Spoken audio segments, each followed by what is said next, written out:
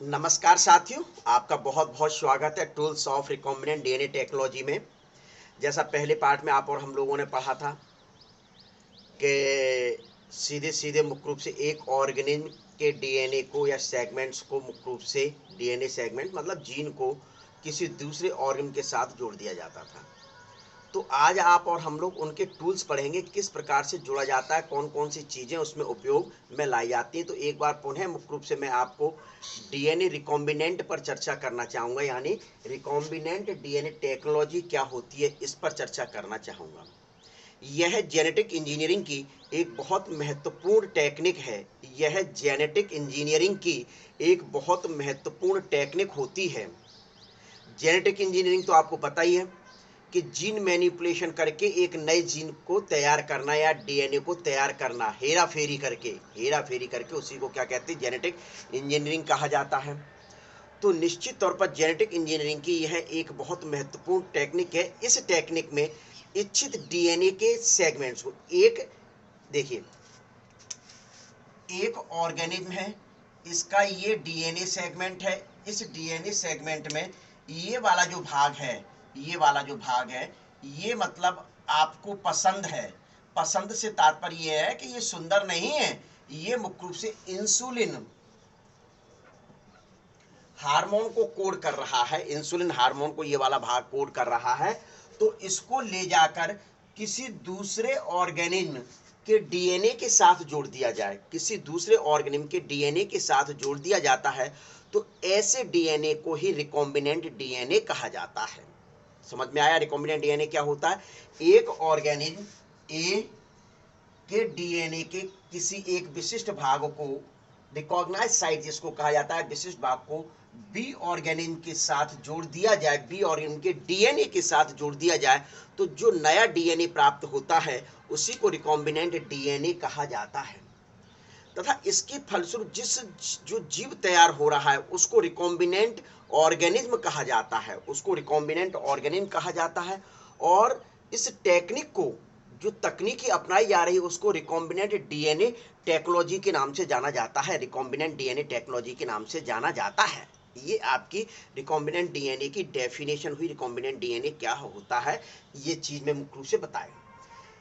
ठीक है, तो इसमें मतलब ये है कि एक जीन को दूसरे जीव के जीन के साथ जोड़ दिया गया। तो ऐसे जीन को, जो डीएनए पर जो जीन पाए जाते हैं, ऐसे जीन को मुख्य रूप से काइमेरा जीन कहा जाता है। ऐसे जीन को क्या कहते हैं? काइमेरिक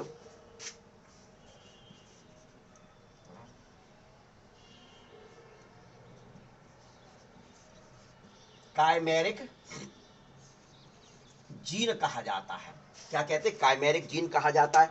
स्वाभाविक है कि इस शब्द की उत्पत्ति काइमेरिक, इस शब्द की उत्पत्ति ग्रीक पौराणिक में वर्णित, ग्रीक पौराणिक, पूरा बहुत महत्वपूर्ण बात चल रही है बच्चों, ग्रीक पौराणिक में वर्णित एक काइमेरा दैत्य था, काइमेरा दैत्य था, उससे मुख्य रूप से इसकी उत्पत्ति हुई। उस काइमेरा दैत्य में मुख्य रूप से क्या था? जो सिर था वह शेर का बना हुआ था, उसका शरीर जो था वह गौट या बकरी का बना हुआ था क्या, और जो टेल थी वह स्नेक की थी, स्नेक की पूंछ, सांप की पूंछ थी। तो स्वाभाविक है कि वह एक दैत्य प्रतीत होता था। भारतीय पौराणिक में इसकी चर्चा करें तो नरसिंह से की जाती है। भारतीय पौराणिक में इस काइमेरा दैत्य की चर्चा करें तो मुख्य रूप से किससे की जाती है? पौराणिक में नरसिंह से की जाती, नरसिंह से मुख्य रूप से की जाती है। तो स्वाभाविक है इसमें क्या हुआ, इसको क्यों कहा गया? क्योंकि एक डीएनए सेगमेंट को दूसरे जीव के डीएनए के सेगमेंट के साथ जोड़ा जा रहा है, इस वजह से इसको काइमेरिक जीन नाम दिया गया। अर्थात काइमेरा दैत्य का सिर जो था वह काय का बना था, शेर का, शरीर जो था वह बकरी का, पूंछ जो थी वह सांप की मुख्य रूप से थी। तो इस वजह से इसको ये नाम दिया जाता है। ये सबसे पहले आप ध्यान में रख लीजिए। फिर यदि आप और हम लोग थोड़ा सा इसके इतिहास पर चर्चा डाल लें तो हिस्ट्री जैसे कैसी हो जाती है इसकी, तो ये जो रिकॉम्बिनेंट डीएनए टेक्नोलॉजी है, यह एक एंजाइम के साथ शुरुआत होती है। यह 1963 में, क्या 1963 में एक एंजाइम की खोज हुई थी, जिस एंजाइम को रेस्ट्रिक्शन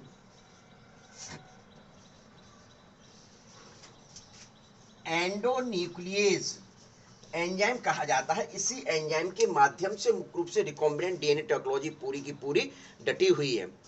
लेकिन मैं एक बता दूं, कुछ किताबों में, ये मतलब मैं आपको जो बता रहा हूं, यह सन है जो आपकी एनसीईआरटी में दिया है, 1963 में खोज हुई है। लेकिन कुछ बुक्स में इसको आर्थर वैज्ञानिक थे, क्या आर्थर वैज्ञानिक थे, और मुख्य रूप से आपके नाथन वैज्ञानिक थे और स्मिथ वैज्ञानिक थे, इनके माध्यम से इसकी खोज बताई गई है 1972 में।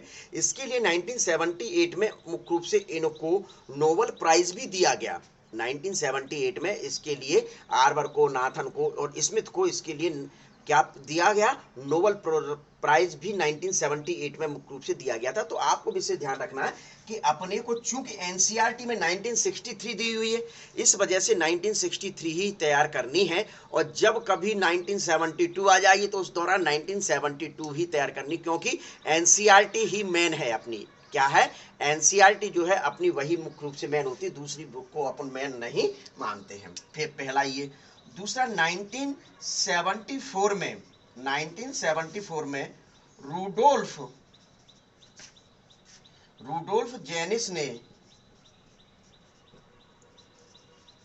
रेट में, रूडोल्फ जेनिस ने रेट के एम्ब्रियो में फॉरेन डीएनए को प्रवेश कर फर्स्ट ट्रांसजेनिक ऑर्गेनिज्म प्राप्त करने में सफलता प्राप्त की। यानी कि सीधे सीधे मुख्य रूप से ये कह दिया गया, कि 1974 में रूडोल्फ जेनिस एक वैज्ञानिक थे, इन्होंने मुख्य रूप से फर्स्ट ट्रांसजेनिक ऑर्गेनिज्म प्राप्त किया था, जीव प्राप्त किया था। ये आपको ध्यान में रखना है। क्लियर। फिर तीसरी चीज मुख्य रूप से 1976 में मुख्य रूप से एक जेनेटिक इंजीनियरिंग की एक कंपनी की स्थापना हुई थी, जीनेंटेक। क्या, जीनेंटेक नामक एक कंपनी की स्थापना हुई थी, जिसमें मुख्य रूप से आज बहुत सारे कार्य किए जा रहे हैं, जैसे मानव ह्यूमन का सोमेटोस्टेटिन हार्मोन था, वहीं मुख्य रूप से निर्माण उस कंपनी में किया गया था। इंसुलिन का निर्माण भी मुख्य रूप से, इंटरफेरॉन के निर्माण भी मुख्य रूप से वहीं किया गया था। तो लिख लीजिए 1976 में हर्बर्ट वॉयर व रॉबर्ट स्वानसन ने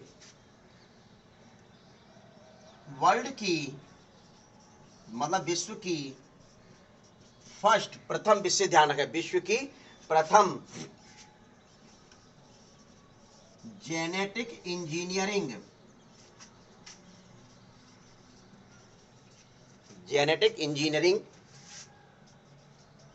की कंपनी जीनेंटेक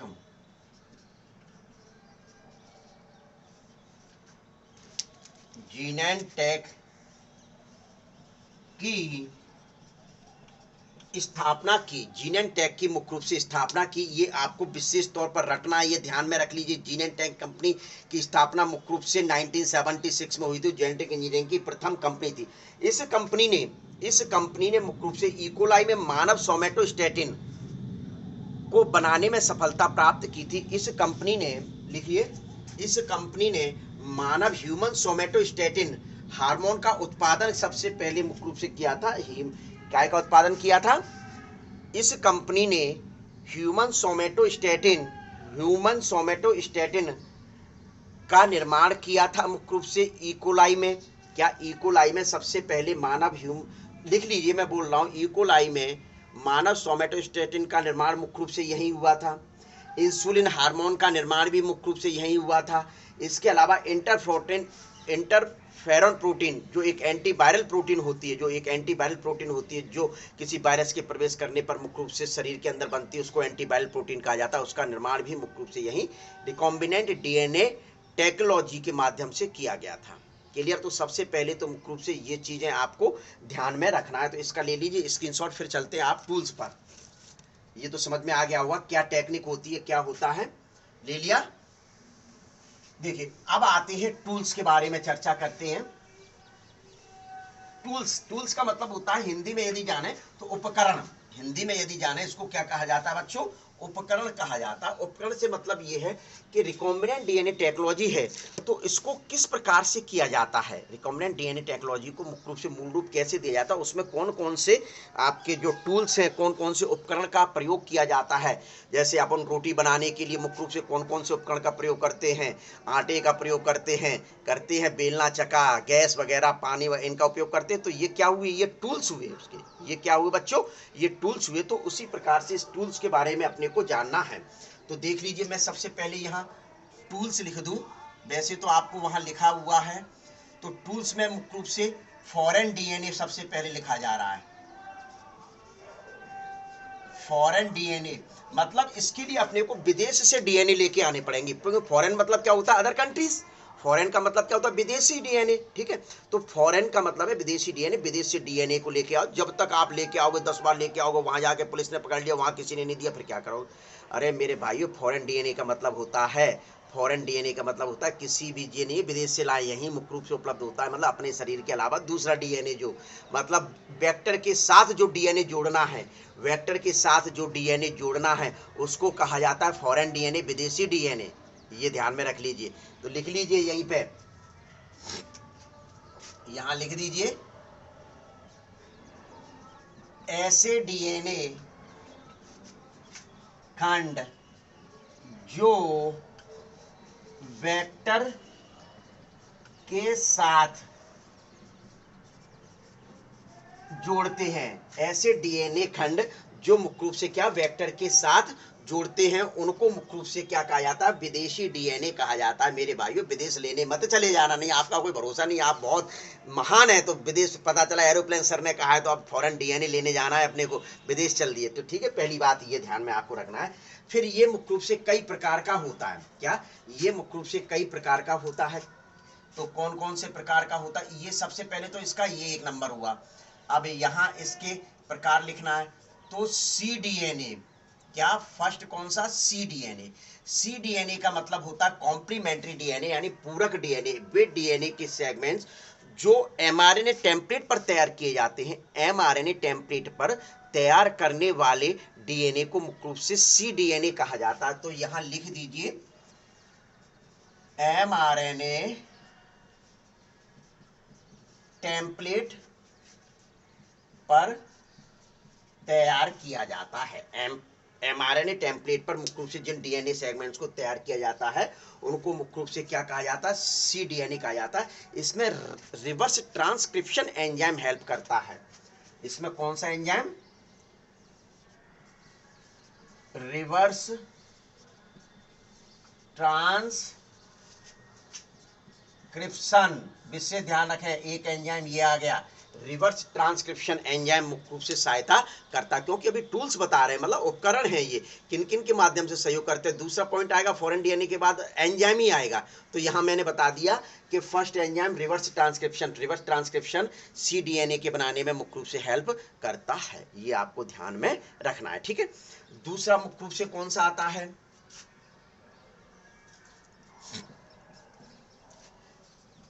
एस डीएनए। यहां एस का मतलब होता है, यहां सी का मतलब क्या बताया? कॉम्प्लीमेंट्री। सी का मतलब कॉम्प्लीमेंट्री यानी पूरक, और यहां एस का मतलब होता है सिंथेटिक, यानी कि ऐसे डीएनए सेगमेंट जिनको लेबोरेटरी में तैयार किया जाए, यानी कि प्रयोगशाला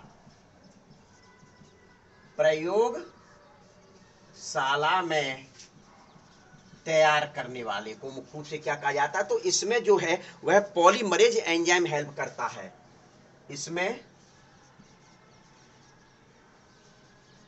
पॉलीमरेज एंजाइम हेल्प करेगा, पॉलीमरेज एंजाइम, यानी कि एक एंजाइम ये आ गया। ध्यान रखना, अभी मैं हिसाब किताब लूंगा, विशेष ध्यान रखना। हाँ, हिसाब किताब लेने में मैं पीछे नहीं हटता हूँ, जो दिया है उसको मैं बिल्कुल लेना चाहता हूँ, वापस करना चाहता हूँ। तीसरा मुख्य रूप से जो आता है वह है आर डीएनए। आर का मतलब यहां है रैंडम डीएनए, विशेष ध्यान रख लें। आर का मतलब लिख लीजिए आप, रैंडम डीएनए। आर का मतलब लिख लीजिए बच्चों, रैंडम डीएनए। क्लियर? तो रैंडम डीएनए यानी कि डीएनए के वे खंड जिनके किसी एंजाइम के माध्यम से छोटे छोटे खंडों में तोड़ दिया जाए। डीएनए के ऐसे खंड जो छोटे छोटे खंडों से एंजाइम के माध्यम से प्राप्त होते हैं। तो भाषा में क्या लिखेंगे? जिन्हें एंजाइम के माध्यम से छोटे छोटे खंडों में प्राप्त करते हैं, और इसमें ही मुख्य रूप से रेस्ट्रिक्शन एंडोन्यूक्लिक एंजाइम हेल्प करता है। छोटे छोटे जो सेगमेंट्स करने का, खंडों को काटने का कार्य करता है, वह कौन सा एंजाइम होता है? रेस्ट्रिक्शन एंडोन्यूक्लियस एंजाइम होता है, वह रेस्ट्रिक्शन एंडोन्यूक्लियस एंजाइम होता है। तो इस प्रकार से आपको मुख्य रूप से कौन से टूल्स फॉरेन डीएनए में 3 आ गए। फॉरेन डीएनए में कौन कौन से? सी डीएनए आ गया। फॉरेन डीएनए में कौन सा आया? सी डीएनए आया, एस डीएनए आया, आर डीएनए आया। तो सबसे पहले इनका स्क्रीनशॉट सिर्फ इसी का ले लीजिए आप अच्छे ढंग से। तो स्क्रीनशॉट ले लिया होगा। इसका अकेला स्क्रीनशॉट क्यों लगवाया? क्योंकि मुख्य रूप से ये फॉरेन डीएनए है, ये फॉरेन डीएनए है, विदेशी है। तो इस वजह से इनके नहीं आप कहीं ढूंढने में लगे हो, पूरा का पूरा लिख जाए फिर लें तो आपको। तो यहाँ अब दूसरा पॉइंट जो सेकंड टूल्स आता है, जो सेकंड टूल्स आता है उस पर चर्चा करते हैं।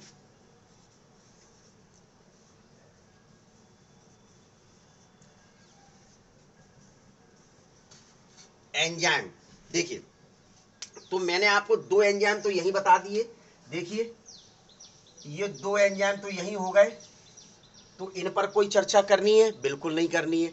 लेकिन मुख्य जो एंजाइम है, मुख्य जो एंजाइम है, वह एंजाइम पर चर्चा आप और हम लोग करेंगे। ठीक है? तो सबसे पहले एक एंजाइम जो अलग अलग हैं उन पर मुख्य रूप से चर्चा करूंगा। इस पर जो मुख्य एंजाइम है उस पर मैं सबसे बाद में चर्चा करूंगा। एक टेक, ये तीसरे नंबर का एंजाइम मैं बता रहा हूं जो इसमें उपयोग किए जा रहे हैं। उपयोग किए जा रहे हैं, मैं उनकी बात कर रहा हूं। तीसरे नंबर का एंजाइम मैं बताने जा रहा हूं, टेक पॉलीमरेज। कौन सा एंजाइम? Polymerase enzyme. एएससी लगा है तो मरीज तो अपने आप ही क्लियर हो गया। एएससी लगा है तो मरीज तो अपने आप ही क्लियर हो गया। इसका उपयोग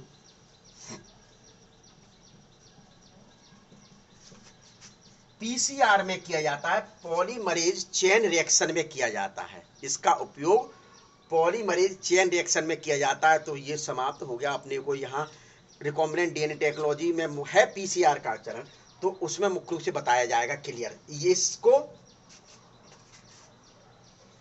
इसे थर्मस एक्वेटिकस, थर्मस एक्वेटिकस से प्राप्त करते हैं। दिखाई दे रहा है? थर्मस पीसीआर में करते हैं, लिख दीजिए। थर्मस एक्वेटिकस में करते हैं, से प्राप्त करते हैं। थर्मस एक्वेटिकस आप बिल्कुल अंडरलाइन कर दीजिए, पीसीआर को भी अंडरलाइन कर दीजिए। यानी 2 महत्वपूर्ण बातें मुख्य रूप से इस एंजाइम से रिलेटेड आ गई। क्लियर? अब इसकी खोज रेट्रोवायरस में, इसकी खोज रेट्रोवायरस, ये वेक्टर का कार्य करता है, ये वेक्टर का कार्य करता है ह्यूमन में। रेट्रोवायरस में टैमिन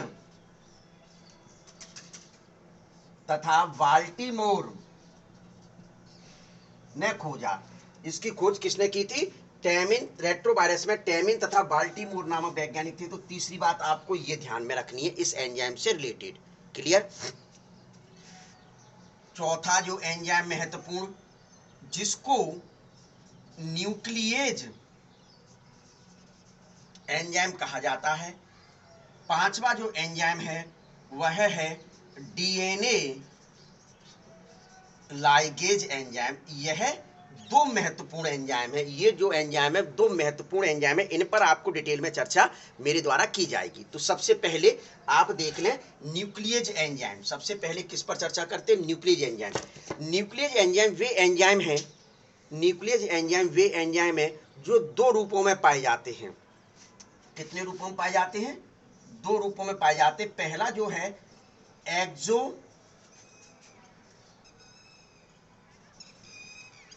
न्यूक्लियेज, दूसरा है एंडो न्यूक्लियेज। इनको रेस्ट्रिक्शन एक्सो न्यूक्लियेज और रेस्ट्रिक्शन एंडो न्यूक्लियेज कहा जाता है। रेस्ट्रिक्शन का मतलब है कि बॉडी में अचानक कोई वायरस प्रवेश कर जाता है, एंटर कर जाता है, तो उसके डीएनए को छोटे छोटे सेगमेंट्स में काट देता है, यानी रेस्ट्रिक्ट कर देता है, रोक देता है वृद्धि करने से। इस वजह से इनको क्या कहा गया? रेस्ट्रिक्शन न्यूक्लियेज एंजाइम कहा गया, यानी रेस्ट्रिक्शन एक्सो न्यूक्लियेज एंजाइम और रेस्ट्रिक्शन एंडो न्यूक्लियेज एंजाइम। लेकिन रिकॉम्बिनेंट डीएनए टेक्नोलॉजी में जो एंजाइम उपयोग किया जाता है वह है रेस्ट्रिक्शन एंडो न्यूक्लियेज एंजाइम का प्रयोग किया जाता है। अब ये एंजाइम और ये एंजाइम में अंतर क्या है? देखिए, ये डीएनए सेगमेंट्स हैं,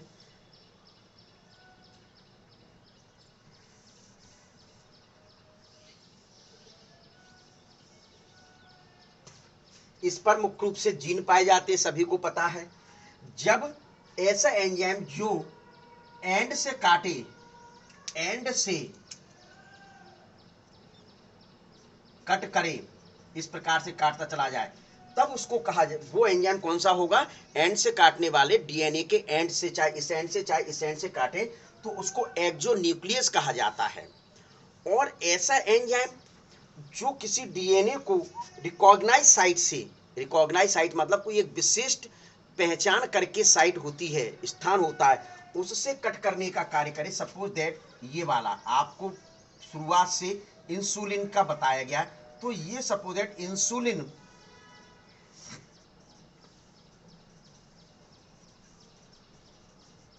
हार्मोन के जीन है, इंसुलिन हार्मोन के जीन है, जिन्हें जीन ऑफ इंटरेस्ट कहा जाता है।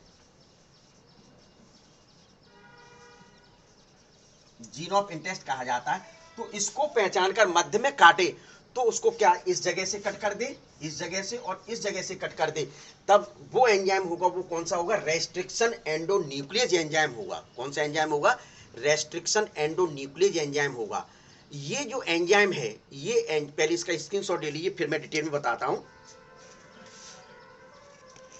चलिए यही चर्चा करते हैं। ये जो एंजाइम है एक विशिष्ट क्रम वाले डीएनए सेगमेंट्स पर ही कार्य करता है, विशिष्ट क्रम वाले डीएनए सेगमेंट्स पर ही कार्य करता है। उसको पैलिंड्रोमिक डीएनए सीक्वेंस कहा जाता है, पैलिंड्रोमिक डीएनए सीक्वेंस के नाम से जाना जाता है, palindromic base sequence, palindromic base sequence के नाम से जाना जाता है। इसका मतलब क्या होता है?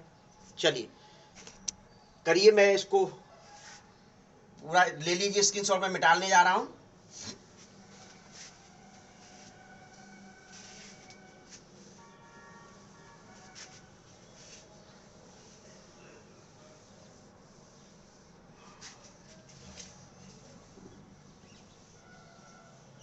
समझ में आ रहा है कि नहीं? अभी तक अपन ने क्या किया? फॉरेन डीएनए को प्राप्त किया था। फॉरेन डीएनए 3 प्रकार के बताए थे, सी, एस और आर डीएनए बताए थे। फिर एंजाइम लिए, एंजाइम में 2 ऊपर बता दिए थे, रेस्ट्रिक्शन ट्रांसक्रिप्शन, पॉलीमरेज टैक एंजाइम, और मेन एंजाइम जो चल रहा है वो अपना कौन सा चल रहा है? यही एंजाइम। इसमें से बहुत सारे क्वेश्चन नीट के लिए बनते, रेस्ट्रिक्शन एंडो न्यूक्लियेज एंजाइम। देखिए कैसे होता है। जब किसी ऑर्गेनिज्म में, ये कोई ऑर्गेनिज्म है, बैक्टीरिया मान के चल रहा है, बैक्टीरिया, बैक्टीरियोफेज को प्रवेश कराना है अपने को, ये बैक्टीरियल डीएनए है, क्लियर। जब इसमें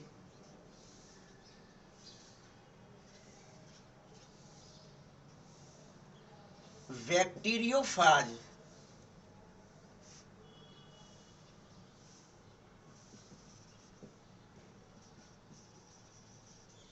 प्रवेश करता है, बैक्टीरियोफेज का डीएनए प्रवेश करता है, तो इसके डीएनए को मैं अलग कलर से बना रहा हूं, ये प्रवेश कर गया। तो उस दौरान मुख्य रूप से एक एंजाइम बनता है, उस दौरान एक एंजाइम बनता है, जिस एंजाइम को, ये चलिए मैंने एंजाइम बना दिया, जिस एंजाइम को रेस्ट्रिक्शन एंडोन्यूक्लियस एंजाइम कहा जाता है। आरई से मैं शॉर्ट में अब लिख रहा हूं, बार बार पूरा लिखने में टाइम व्यस्त होता है और मेरी इसकी स्याही भी वो कम हो जाती है। तो ये जैसी बैक्टीरिया, मतलब एक वायरस है, ये क्या है, वायरस, बैक्टीरियोफेज वायरस है, बैक्टीरियोफेज वायरस का डीएनए इसमें प्रवेश किया, तो इसके अंदर एक एक्टिव मुख्य रूप से क्या बनता है, एंजाइम बनता है, जिसको रेस्ट्रिक्शन एंडोन्यूक्लियस एंजाइम कहते हैं।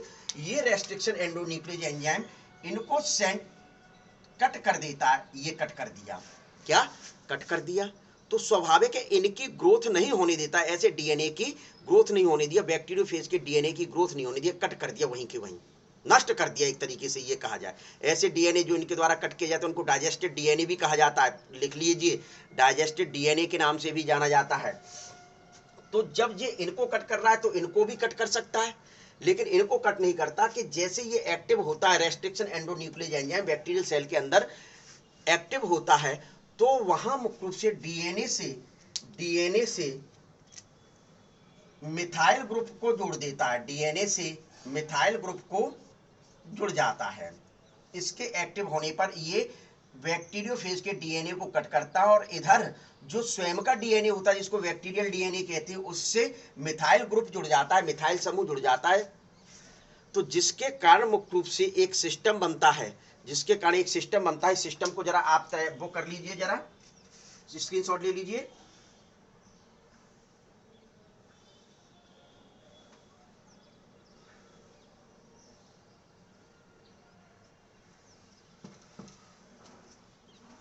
कर लिया, एक सिस्टम बनता है, जिस सिस्टम को, कौन सा सिस्टम, जब मिथाइल ग्रुप किससे जुड़ जाए, डीएनए से जुड़ जाए, मिथाइल ग्रुप बैक्टीरियल डीएनए से जुड़ता है, तो वो एक सिस्टम बनता है जिसको क्या कहा जा रहा है, रेस्ट्रिक्शन मॉडिफिकेशन सिस्टम कहा जाता है, जिसके कारण मुख्य रूप से रेस्ट्रिक्शन एंडोन्यूक्लियस एंजाइम इसको कट नहीं कर पाता है। तो ये चीज मुख्य रूप से आपको इसमें बतानी है। सबसे पहले रेस्ट्रिक्ट एंडोन्यूक्लियस एंजाइम किस प्रकार से उत्पन्न हुए, ये अब आता है कि मुख्य रूप से ये एंजाइम कहाँ कब कार्य करेगा। डीएनए के ऐसे सेगमेंट जो पैलिंड्रोम होंगे, कैसे होंगे, पैलिंड्रोम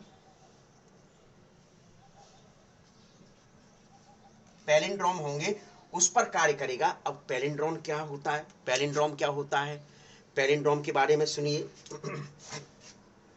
डीएनए का कोई ये एक सेगमेंट है बच्चों, डीएनए का ये कोई एक सेगमेंट है, ये सी, ये सी, ये सी, ये जी, ये जी, ये जी, एक डीएनए का ये 5' 3' में है। तो दूसरा डीएनए में डबल स्टैंडर्ड होता है, ये तो सभी को पता है, डीएनए डबल स्टैंडर्ड होता है।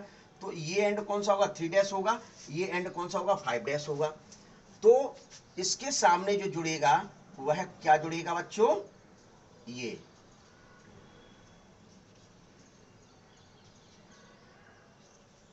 विशिष्ट क्रम को ही काटने का कार्य करता है। पैलिंड्रोम जो मैं बता रहा हूं वही,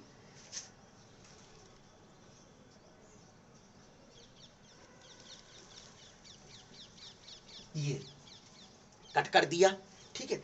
अब मुख्य रूप से पैलिंड्रोम सामान्य तौर पर जब नीट एंड क्लीन कट करता है, बिल्कुल सीधे कट करेगा, ये सपोजेड ये कट कर दिया। हाँ पहले अच्छा, पैलिंड्रोम सीक्वेंस बताना है, वो बाद में मैं बताऊंगा, कट करने वाला मामला। तो ये देखिए, तो ये जो क्रम है 5' और 3' में पढ़े हैं,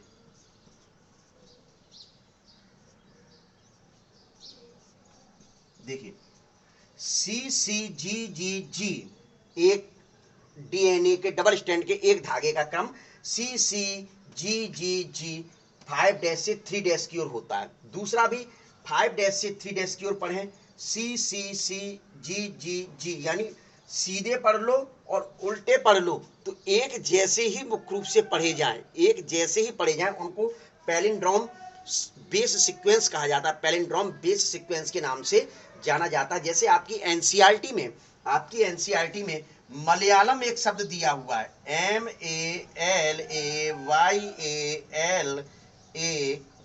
MALAYALAM, मलयालम। देखिए MALAYALAM, देखिए MALAYALAM।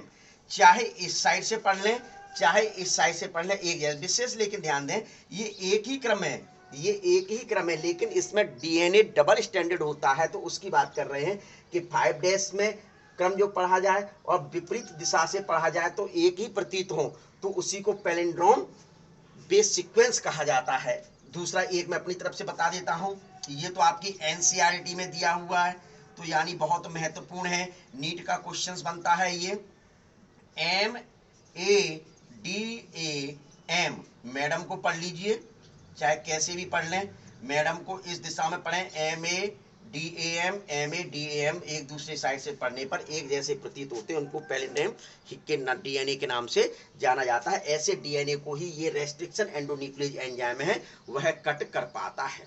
देखिए रेस्ट्रिक्शन एंडोन्यूक्लियेज जो एंजाइम होते हैं, अभी तक 230 बैक्टीरियल स्ट्रेन, विशेष तौर पर ध्यान रखें ये जो एंजाइम है वह प्रोकैरियोटिक सेल से ही प्राप्त होते हैं, यानी बैक्टीरिया से ही मुख्य रूप से प्राप्त होते हैं, ये आपको ध्यान में रखना। अभी तक 230 बैक्टीरियल स्ट्रेन से, भैया ये चीज मैं लिख दूं, 230 बैक्टीरियल स्ट्रेन से more than 900 restriction endonuclease enzyme प्राप्त किए जा चुके हैं।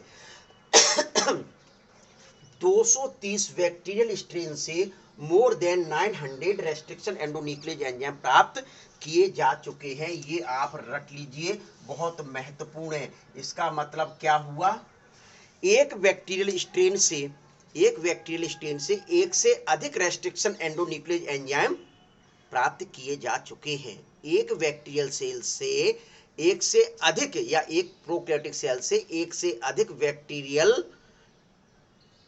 रेस्ट्रिक्शन एंडोन्यूक्लियेज एंजाइम प्राप्त किए जाते हैं, क्योंकि 230 ही बैक्टीरियल स्ट्रेन है और 900 से अधिक प्राप्त किए जा चुके हैं, तो निश्चित तौर पर मुख्य रूप से इससे एक बैक्टीरियल सेल से या एक प्रोकैरियोटिक सेल में बहुत सारे रेस्ट्रिक्शन एंडोन्यूक्लियेज एंजाइम बन सकते हैं। उनके जो नाम दिए जाएंगे, नाम अभी मैं आपको बताऊंगा, ये रेस्ट्रिक्शन एंडोन्यूक्लियेज एंजाइम जो भी हैं वो नाम मैं बताऊंगा। अब आता है इनका कट करना। ये एंजाइम क्या करता है, मॉलिक्यूलर सीजर्स के नाम से जाना जाता है, या केमिकल सीजर्स कहा जाता है, या जेनेटिक सीजर्स कहा जाता है। क्वेश्चंस 3 रूप में पूछा जाता है कि जेनेटिक सीजर क्या है, तो आपको रेस्ट्रिक्शन एंडोन्यूक्लियेज एंजाइम जवाब देना है। मॉलिक्यूलर सीजर क्या है, रेस्ट्रिक्शन एंडोन्यूक्लियेज एंजाइम जवाब देना है। एवं केमिकल सीजर क्या है, तो रेस्ट्रिक्शन एंडोन्यूक्लियेज एंजाइम नाम देना है। अब कैंची सीजर्स मतलब कैंची, घरों में देखा होगा आप लोगों ने कि प्रत्येक डीएनए सेगमेंट्स को कट करने के लिए एक स्पेशल कैंची पाई जाती है। घरों में सब्जी काटने के लिए अलग कैंची होती है, बाल काटने के लिए अलग कैंची होती है, मूंछों के बाल काटने के लिए अलग कैंची होती है, ये आपको पता होगा। कपड़े काटने के लिए अलग कैंची होती है। एक ही कैंची का प्रयोग क्यों नहीं करते, एक ही सीजर्स का प्रयोग किया जा सके? तो भैया इसी प्रकार से प्रत्येक डीएनए रिकॉग्निशन साइट पर काट करने का कार्य करता है। एक विशिष्ट समूह को, विशिष्ट बेस क्रम को पहचान कर ही मुख्य रूप से करने का कार्य करता है। इस वजह से एक स्पेशल एंजाइम पाया जाता है जो एक स्पेशल डीएनए साइट को पहचान करके कट करने का कार्य करता है। एक ही रेस्ट्रिक्शन एंडोन्यूक्लियेज एंजाइम हर डीएनए के सेंटर या किसी जीन को या बेस क्षारक को कट करने का कार्य नहीं करता है, ये विशेष ध्यान देना। अब सपोज दैट इस कंडीशन में कट करते हैं, ये रेस्ट्रिक्शन एंडोन्यूक्लियेज एंजाइम ने ये कट कर दिया, तो बिल्कुल सीधे नीट एंड क्लीन कट किया है, बिल्कुल सीधे नीट एंड क्लीन कट किया है। तो ये जो एंड्स होते हैं, ये एंड्स जो होते कट किए हैं, ये एंड्स कट करेंगे, तो इनको ब्लंट एंड्स या फ्लश एंड्स कहा जाता है। ब्लंट एंड्स और फ्लश एंड्स कहा जाता है। इस प्रकार के कट वाले को बायोटेक्नोलॉजी में उपयोग नहीं किया जाता। इट इज विजुअल, बिल्कुल। इस प्रकार के जो एंजाइम होंगे रेस्ट्रिक्शन एंडोन्यूक्लियस एंजाइम, उनका प्रयोग बायोटेक्नोलॉजी में नहीं किया जाएगा। ब्लंट एंड्स और फ्लश एंड्स वाले डीएनए सेगमेंट्स का बायोटेक्नोलॉजी में, रिकॉम्बिनेंट डीएनए टेक्नोलॉजी में मुख्य रूप से उपयोग नहीं किया जाता। तो फिर किसका उपयोग किया जाता है? जो तिरछा कट करने का जी और ए कंडीशन पे मुख्य रूप से कट करने का कार्य करता है, तिरछा कट करने का कार्य करता है, उसी दौरान मुख्य रूप से उपयोग उनका किया जाता है, उसी रेस्ट्रिक्शन एंडोन्यूक्लियस एंजाइम का प्रयोग किया जाता है। पहली बात तो ये आपको ध्यान में रखना। आप किस प्रकार से कट करते हैं वह ध्यान में रख लीजिए। देखिए मैं एक बना के बता रहा हूं, देखिए G A T T C, clear. एक डीएनए का धागे का ये क्रम हो गया, तो यहां सी होगा, यहां टी होगा, यहां टी होगा, यहां ए होगा, ये ए होगा और ये जी होगा। अब भैया ये डबल लाइन ट्रिपल लाइन का क्या मतलब है? ये देखिए कट जो कर रहा है तो यहां कौन सा बॉन्ड होता है? फॉस्फो डाई एस्टर बॉन्ड को कट करता है पहली रेस्ट्रिक्शन एंडोन्यूक्लियस एंजाइम। विशेष ध्यान रख लीजिए, फॉस्फो डाई एस्टर बॉन्ड को कट करने का कार्य करता है ये धागे वाले को। ये जो वाला बॉन्ड है, इस बॉन्ड को क्या कहा जाता है? इस बॉन्ड को मुख्य रूप से ये हाइड्रोजन बॉन्ड, इस बॉन्ड को सोचिए जरा ध्यान से, जल्दी करिए। इस बॉन्ड को क्या कहा जाएगा बच्चों? इस बॉन्ड को क्या कहा जाएगा? जल्दी सोचिए, जल्दी सोचिए, इस बॉन्ड को क्या कहा जाएगा?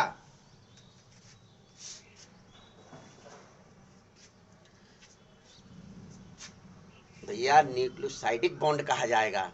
सिडिक, न्यूक्लियोसिडिक बॉन्ड के नाम से जाना जाता है। अरे भाई आप लोग बिल्कुल भी ध्यान नहीं दे रहे हैं पढ़ाई में, बिल्कुल। इसका मतलब न्यूक्लियोसिडिक बॉन्ड कहा जाएगा। कौन सा बॉन्ड कहा जाएगा बच्चों? न्यूक्लियोसिडिक बॉन्ड के नाम से जाना जाता है, न्यूक्लियोसिडिक बॉन्ड के नाम से जाना जाता है, ठीक है। तो ये न्यूक्लियोसिडिक बॉन्ड लिख लीजिए। अब आपने मुख्य रूप से कट कहां से करेगा ये एंजाइम? फास्फोडाइएस्टर बॉन्ड पर, फास्फोडाइएस्टर बॉन्ड पर। जब तिरछे कट करते हैं तो उस दौरान हाइड्रोजन बॉन्ड टूट जाते। देखिए कैसे कट करेगा, यहां से कट करेगा, इस जगह से जी और ए क्रम में, एक इधर कट करेगा। देखिए जी और ए क्रम है तो इधर कट करेगा। जब इस साइड इस प्रकार से कट करेगा, तिरछे कट करेगा, तो तिरछे कट करने पर हाइड्रोजन बॉन्ड टूट जाते हैं। क्या टूट जाते हैं? इनके हाइड्रोजन बॉन्ड मुख्य रूप से टूट जाते हैं, इनके हाइड्रोजन बॉन्ड टूट जाते हैं। तो जो हाइड्रोजन बॉन्ड टूटे तो जो एंड्स बने उनको स्टिकी एंड्स कहा जाता है। कौन से एंड्स कहा जाता है? स्टिकी एंड्स के नाम से जाना जाता है। वास्तविक तौर पर स्टिकी मतलब चिपकने वाले।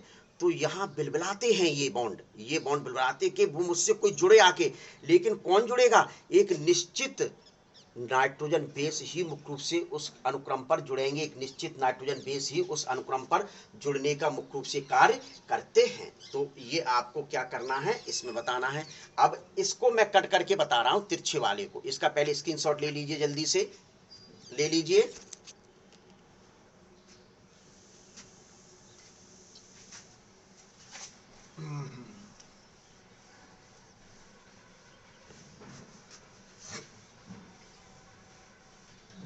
देखिए किस प्रकार से कट होंगे, विशेष ध्यान रखें। रिकॉम्बिनेंट डीएनए टेक्नोलॉजी में जब एक प्रोसेस अपनाई जाती है तो उस दौरान मुख्य रूप से सिर्फ एक प्रकार के कट करने के लिए एंजाइम प्रयोग में लाए जाते हैं। फॉरेन डीएनए के लिए जो एंजाइम कट करेगा वही एंजाइम वेक्टर डीएनए को भी कट करने का कार्य करेगा। ये आपको ध्यान में रखना है। जो फॉरेन डीएनए को कट करने के लिए जो एंजाइम कार्य करता है वही एंजाइम मुख्य रूप से किसको कट करने का कार्य करता है? वेक्टर डीएनए को भी कट करेगा। तो किस प्रकार से आपको कट करेगा? तो ये देखिए ईकोर 1 जो मुख्य रूप से एक रेस्ट्रिक्शन एंडोन्यूक्लियस एंजाइम है, ई कोर 1 रेस्ट्रिक्शन एंडोन्यूक्लियस एंजाइम है। यह तिरछा कट करने का कार्य करता है। देखिए कैसे कट करेगा। देखिए ये डीएनए सेगमेंट्स है, ये डीएनए सेगमेंट्स है। इसको इस प्रकार से बना दीजिए। ये डीएनए सेगमेंट बन रहा है, देख रहे हैं। तो ये जी, ये ए और ये टी और ये सी। क्लियर बच्चों? अब देखिए 1 2, इससे सी जुड़ गया, इससे टी जुड़ गया, इससे टी जुड़ गया, इससे ए जुड़ गया, इससे ए जुड़ गया और इससे सी जुड़ गया। ये लो बॉन्ड बना दिए। ये जो है यह वेक्टर डीएनए कहलाएगा।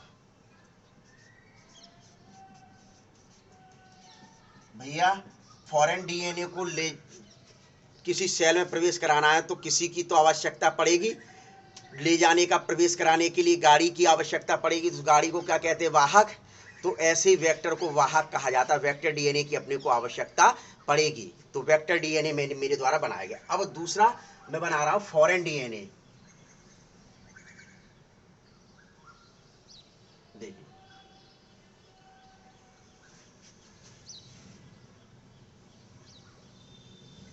फॉरेन डीएनए बना दिया।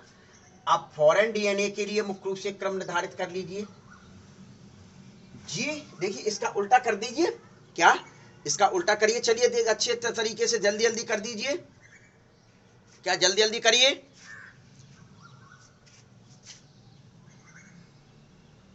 सी, यहां जी आएगा। सी के लिए क्या आएगा बच्चों? जी आएगा। तो कर लिख लीजिए, बनाते चलिए जल्दी जल्दी।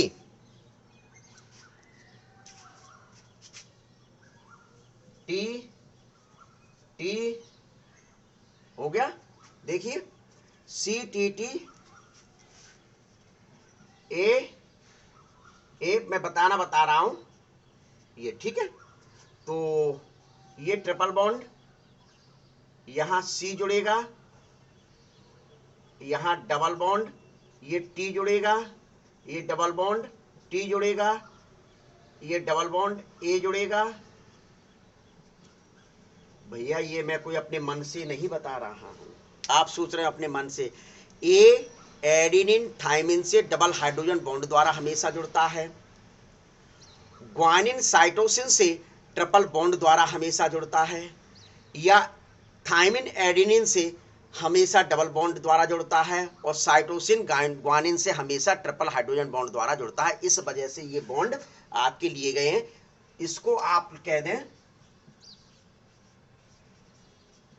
Foreign DNA. इस डीएनए को इससे जोड़ना है। और एंजाइम कौन सा कार्य कर रहा है? ईकोर 1 रेस्ट्रिक्शन एंडोन्यूक्लियोज एंजाइम है। ईकोर 1 रेस्ट्रिक्शन एंडोन्यूक्लियोज एंजाइम है। तो कट मैंने क्या बताया था? जी और ए दिशा में करना है, ग्वानिन से और एडिनाइन के बीच में। देखिए कट लगाइए, ये कट कर दिया। क्लियर? सॉरी सॉरी सॉरी, यहां आपके सी और सी आप बताते नहीं है। ये जी होगा। एक मुख्य रूप से कट यहां मार दो, ये मार दिया, ठीक है। अब यहां भी देख लीजिए, इस जगह कट क्या मरेगा? एक ये मरेगा, एक ये मरेगा। अब कट करने के बाद क्या स्थिति बचती है इनकी, ये देख लीजिए। ये बनाइए। चलिए ये ब्लू है तो ब्लू से ही बनाया जाएगा। ये विषय ध्यान रखें, क्या ब्लू है तो ब्लू से ही बनाया जाएगा। पहले तो आपको ये बना दूं। विषय ध्यान रखें, दोनों को कट करेंगे, वेक्टर को और फॉरेन डीएनए को।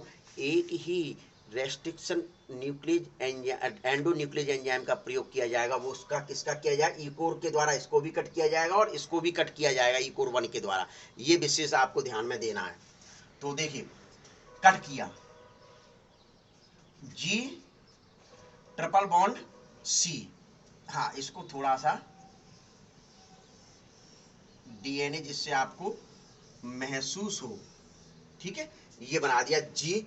अब यहां से कट किया तो ये तो हट गया, तो अपने को ये हटा देना है, ये हटा देना, ये हट भाई, कट किया तो ये तो अलग हो गया ना, कट करने पर ये वाला भाग कैसा हो गया, अलग हो गया। तो ये अब जब ये अलग हुआ तो तिरछा कट किया है, तो ये हाइड्रोजन बॉन्ड है वह टूट जाएंगे, क्योंकि जब ये अलग होगा तो हाइड्रोजन बॉन्ड टूट जाएंगे। तो यहाँ क्या पाया जाएगा, टी टी ए ए ए ए, और मुख्य रूप से आपका जी यहां से कट किया तो यह जी से यहां से कट किया तो सिर्फ ये बचा, ये वाला भाग तो मैंने वही भाग लिख दिया है नीचे। देख रहे हैं आप अच्छे ढंग से, क्या आप अच्छे ढंग से मुख्य रूप से देख रहे हैं, उसको देख लें जरा।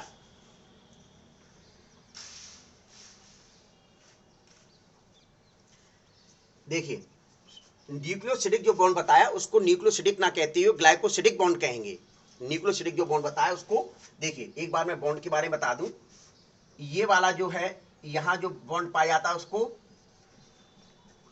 फॉस्फो डाई एस्टर बॉन्ड कहा जाता है।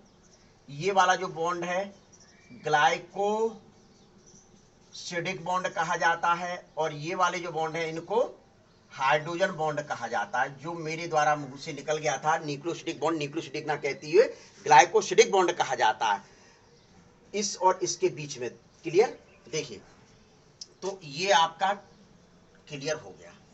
अब यहां कट मारेंगे तो इसका क्या बचेगा, तो पहले तो आपको पूरी लाइन खींचना मैं बता दूं, उसके बाद आपका कट करेंगे। देखिए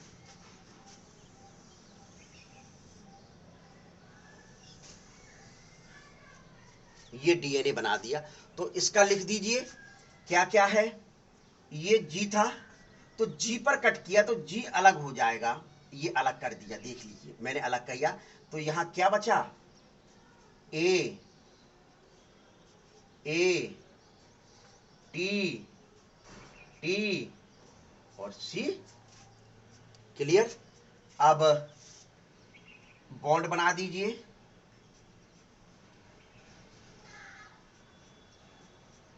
देखिए जब इसको कट करेंगे तो तिरछा कट कर रहे हैं, कैसा कट कर रहे हैं, तिरछा कट कर रहे हैं, तो निश्चित तौर पर मुख्य रूप से ये वाला भाग अलग होगा। तो जी से कट किया तो जी वाला भाग अलग हो गया, ए ए टी टी सी बचा, ए ए टी टी सी बचा।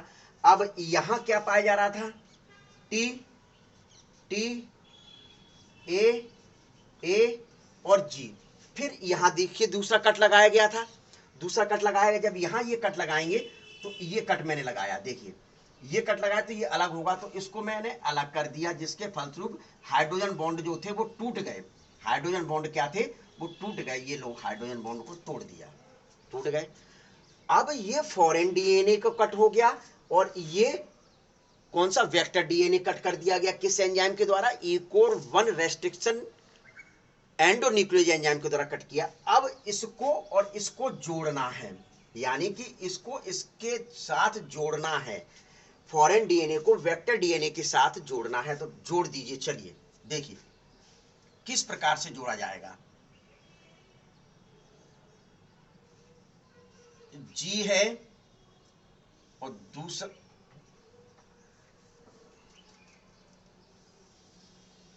पहले मैं वही लिख ले रहा हूं, सी टी टी ए और ए, ठीक है।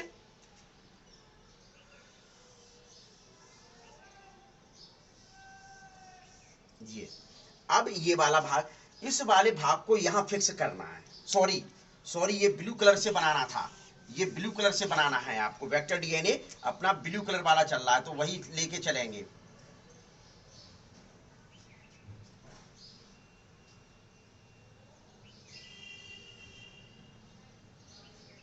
टी टी ए ए, यही बचा है।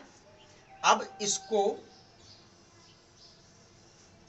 डीएनए बना दिया, ये इसको इसके ऊपर लाओ, देखिए सीक्वेंस क्रम वही चलेगा, इस पूरे को जोड़ना है, फॉरेन डीएनए को वेक्टर के साथ जोड़ना। देखिए ए है तो निश्चित नाइट्रोजन बेस ही जुड़ता है, तो देखिए यहां डबल अब अपने को ब्लैक का उपयोग करना है। हाइड्रोजन बॉन्ड बना दिए। देखिए इसको मैं ला रहा हूं, ये ले आया। देखिए ए थी, ए है, दूसरा ए, ये जुड़ गया ए टी से डबल हाइड्रोजन बॉन्ड द्वारा। अब देखिए टी, ये दूसरा भी टी है, तो ये अब ये वाला भाग लिख दीजिए।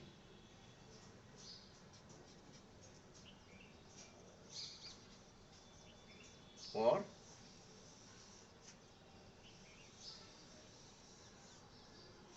भैया ये जो डीएनए तैयार हुआ दिखाई दे रहा है, इट इज विजुअल। ये डीएनए जो तैयार हुआ इसी को रिकॉम्बिनेंट डीएनए कहा गया। ये जो डीएनए तैयार हुआ आपका, ये जो डीएनए बनकर तैयार हुआ इसी को रिकॉम्बिनेंट डीएनए कहा गया। और जिस मेथड के द्वारा तैयार हुआ उसी को रिकॉम्बिनेंट डीएनए टेक्नोलॉजी के नाम से जाना गया। ये आपका ईकोर 1 के द्वारा तिरछे कट करके मुख्य रूप से आपको बताया गया था और वेक्टर से जोड़ते हुए बताया गया। किससे जोड़ते हुए बताया गया? वेक्टर से जोड़ते हुए मुख्य रूप से बताया गया था। अर्थात मतलब ये है अनपेयर्ड कट करने वाले को, ये वाले जो एंड थे, ये वाले एंड ये कट हुआ, इसी को स्टिकी एंड कहा जाता है। उसमें जो कट किया था वह पेयर्ड बेस बने थे, बिल्कुल सीधे नीट एंड क्लीन किए थे। यहां जो हो रहे हैं वह है अनपेयर्ड। यही स्टिकी एंड से मुख्य रूप से इन्हीं का बायो टेक्नोलॉजी में प्रयोग किया जाता है। इसी प्रकार के स्टिकी एंड वाले डीएनए का बायोटेक्नोलॉजी में मुख्य रूप से प्रयोग किया जाता है। ये आपको तैयार करना है।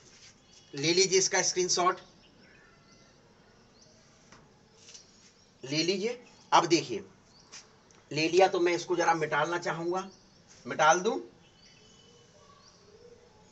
देखिए अब आपने देखा कि ये इससे जुड़ रहा है, तो यहां जो एंजाइम प्रयोग किया जाएगा जुड़ने के दौरान, यहां जो एंजाइम प्रयोग किया जाएगा वह एंजाइम डीएनए लाइगेज कहलाएगा। वो एंजाइम किसने कार्य किया? देखिए कट करने के लिए रेस्ट्रिक्शन एंडोन्यूक्लियेज एंजाइम कार्य करता है और जोड़ने के लिए डीएनए को, वाहक और फॉरेन डीएनए को जोड़ने के लिए मुख्य रूप से कौन सा एंजाइम कार्य करता है?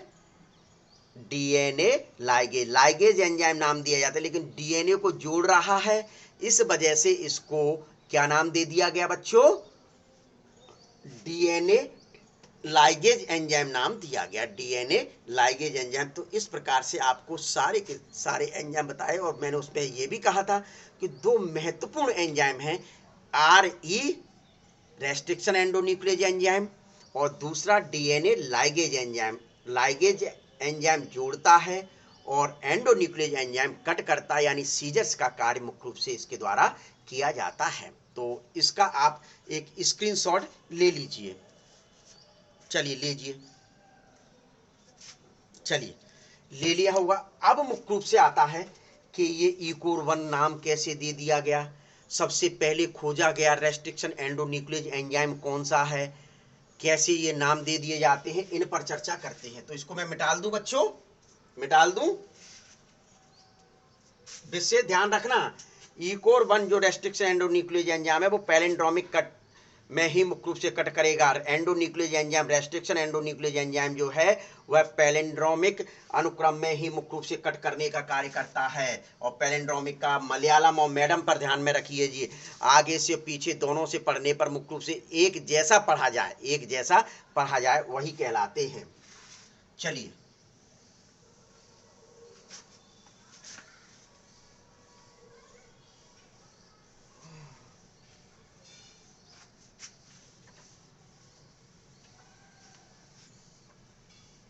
देखिए अब आता है बस लास्ट छोटा सा टॉपिक बचा हुआ है, naming of restriction endonuclease enzyme. Naming of restriction endonuclease. भैया इनका नाम कैसे दिया जाता है, नामकरण कैसा होता है? सबसे पहले आप सुन लें, फर्स्ट रेस्ट्रिक्शन एंडोन्यूक्लिएज एंजाइम कौन सा है? फर्स्ट रेस्ट्रिक्शन एंडोन्यूक्लिएज एंजाइम मुख्य रूप से कौन सा है? इसको तैयार कर लें सबसे पहले, मुख्य रूप से ये तैयार कर लें। फर्स्ट रेस्ट्रिक्शन एंडोन्यूक्लिएज एंजाइम ये हिंद है, Hind second. First restriction endonuclease जो एंजाइम है वह हिंद के नाम से जाना जाता है। किसके नाम से जाना जाता है? हिंद के नाम से जाना जाता है। तो देखिए कैसे नामकरण पड़ा, हिंद क्यों का? हिंदुस्तान के नाम से नाम दे दिया गया होगा।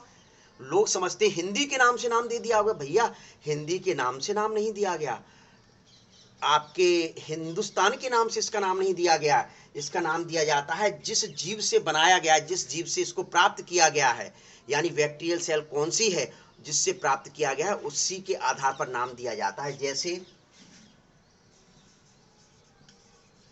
हीमोफिलस, ये आपका क्या है? हीमोफिलस इन्फ्लुएंजी, ठीक है, RY13, ठीक है। ये क्या है? इसकी जीनस है, ये क्या है? स्पीसीज है, और ये क्या है? कोई स्ट्रेन है। ये क्या है? स्ट्रेन। तो नाम कैसे पड़ेगा? देखिए इसका फर्स्ट वर्ड ले लिया, इनके स्पीसीज के फर्स्ट 2 वर्ड लिए, तो ले लीजिए IN ले लिया, और स्ट्रेन का फर्स्ट वर्ड ले लें, ले लिया, सॉरी स्ट्रेन का नहीं, इसका ये सॉरी, इसका ये नहीं है, RY13 नहीं है, इसका D स्ट्रेन है। कोई कौन सा स्ट्रेन है बच्चों? सॉरी D स्ट्रेन है, हीमोफिलस इन्फ्लुएंजी का कोई D स्ट्रेन है। तो इस वजह से फर्स्ट वर्ड जो आया वह क्या आया? D, हिंद। और जिस नंबर पे प्राप्त होता है, जिस नंबर पे प्राप्त होता उसके आगे वह लग दिया जाता। कौन सी नंबर का स्ट्रेन प्राप्त हुआ? पहले नंबर पे प्राप्त हुआ, दूसरे नंबर पे प्राप्त हुआ। तो यहाँ ये अब आप प्रश्न करेंगे कि सर पहले नंबर पे खोजा गया हिंद कौन सा था? तो इसको आप सोचिए, विचार करिए। लेकिन आपकी एनसीईआरटी में जो फर्स्ट रेस्ट्रिक्शन एंडोन्यूक्लिएज एंजाइम जो दिया गया है वह हिंद सेकेंड है। वह कौन सा है? हिंद सेकेंड है। इस वजह से आपको यही तैयार करना है। आप विचार करिए, सोचिए, कहीं से तलाशिए कि फर्स्ट कहाँ चला गया, फर्स्ट वाले को फर्स्ट क्यों नहीं कहा गया। ये विशेष आपको ध्यान में देना है। अब ये हो गया दूसरा, इकोर 1 पर चर्चा कर लेते हैं। इकोर 1 देखिए, इकोर से स्टीरिया,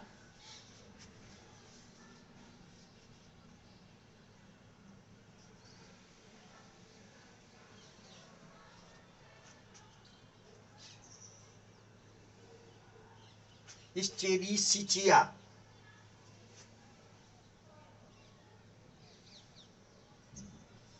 भैया स्पेलिंग देख लेना जरा, ठीक है। ये इसका क्या हो गया? जीनस है। स्टीरिया कोलाई यानी COLI, कोलाई ये हो गया। RY13 इसका क्या है? स्ट्रेन है। जो ऊपर लिख दिया था सॉरी, तो वो नीचे आएगा। तो देखिए जीनस का फर्स्ट वर्ड E, इसके फर्स्ट 2 वर्ड आएंगे तो CO, और स्ट्रेन का फर्स्ट वर्ड लिया जा रहा है, इसका फर्स्ट वर्ड आ रहा है वो क्या है? R। और स्टीरिया कोलाई से प्रथम बार जो स्ट्रेन प्राप्त हुआ था वह है, इस वजह से इसको 1 कह दिया। इस प्रकार से मुख्य रूप से किसी रेस्ट्रिक्शन एंडोन्यूक्लिएज एंजाइम का नामकरण किया जाता है। ये आपके tools of recombinant DNA technology के हैं टूल्स।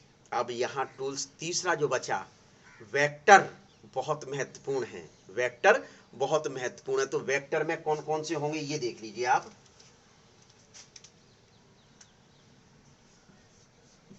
वेक्टर, वेक्टर मतलब वाहक, तो यहां आप उपयोग करेंगे वायरस पहला, बैक्टीरिया वेक्टर के रूप में उपयोग करेंगे, कॉस्मिड वेक्टर के रूप में करेंगे,